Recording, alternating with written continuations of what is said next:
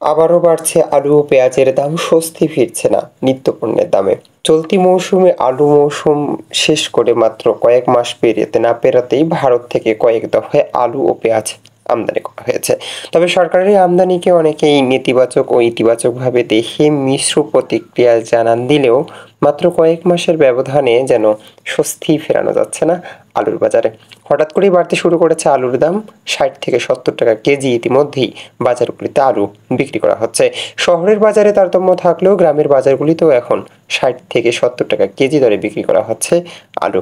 আর পেঁয়াজের ঝাঁজ যেন কখনো কম কখনো বেশি, তবে সম্প্রতি সময়ে এখনো বাড়তেই থাকছে পেঁয়াজের দাম। এহেন পরিস্থিতিতে আমদানি করা সত্ত্বেও দেশের বাজার কেন নিয়ন্ত্রণ করা যাচ্ছে না, এসব বিষয়ে প্রশ্ন থাকলেও সদুত্তর পাওয়া যাচ্ছে না কোনো দিক থেকেই। ফলে আমদানি নির্ভরই হতে হচ্ছে বাংলাদেশকে।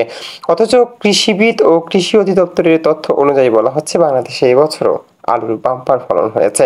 বাংলাদেশে যে আলুর পরিমাণের যে চাষ হয়েছে সে চাষ এবং যে উৎপাদন, সে উৎপাদন দিয়ে বাংলাদেশের চাহিদা মেটানো বলেও সম্ভব বলেও মনে করতেন তারা। কিন্তু একদিকে এমন তথ্য আর অন্যদিকে আমদানি করেও বাজার সংকট নিরসন করা না যাওয়া যেন একই সূত্রে গাঁথা। এহেন পরিস্থিতিতে সাধারণ খেটে খাওয়া মানুষদেরকে দিতে হচ্ছে কঠিন মূল্য। ফলে এখন আলুর বাজার এখন ধরা ছোঁয়ার বাইরে। তবে সাধারণ মানুষের দাবি, আলুর মৌসুম গেছে মাত্র ১ থেকে ২ মাস হয়েছে। তাতেই বাজারের এমন পরিস্থিতিতে আরও কয়েক মাস আসতে না আসতে কী পরিস্থিতি সামনে আসতে যাচ্ছে, সেসব পরিস্থিতি যেন এখনই জানান দিচ্ছে সাধারণ মানুষদেরকে। বাজারগুলিতে এখনই আলুর দাম বিক্রি করা হচ্ছে ৬০ থেকে ৭০ টাকা কেজি। এহেন পরিস্থিতিতে সাধারণ খেটে খাওয়া মানুষরা বলছে অন্য কথা। চলতি মৌসুমে বাংলাদেশের বাজারে বেগুন, শসা সহ অন্যান্য উৎপাদিত ফসল পানির দামে বিক্রি করা হলেও কৃষকের পক্ষে ন্যায্য ইশারা যেন যায় না।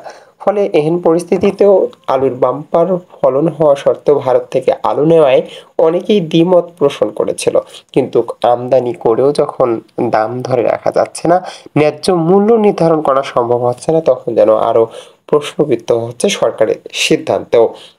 এহেন পরিস্থিতিতে সাধারণ মানুষের দাবি, দেশে উৎপাদিত ফসলের দাম কম আর আমদানি করা পণ্যের দাম বেশি হওয়াটা কিভাবে যৌক্তিক হতে পারে, সেসব বিষয়েও যেন এখন প্রশ্ন উঠছে সাধারণ মানুষের। এবছরও কয়েক বছরের তুলনায় এবছরও বাংলাদেশের আলু উৎপাদন হয়েছিল খুব ভালো উৎপাদন লক্ষ্য করা গেছে।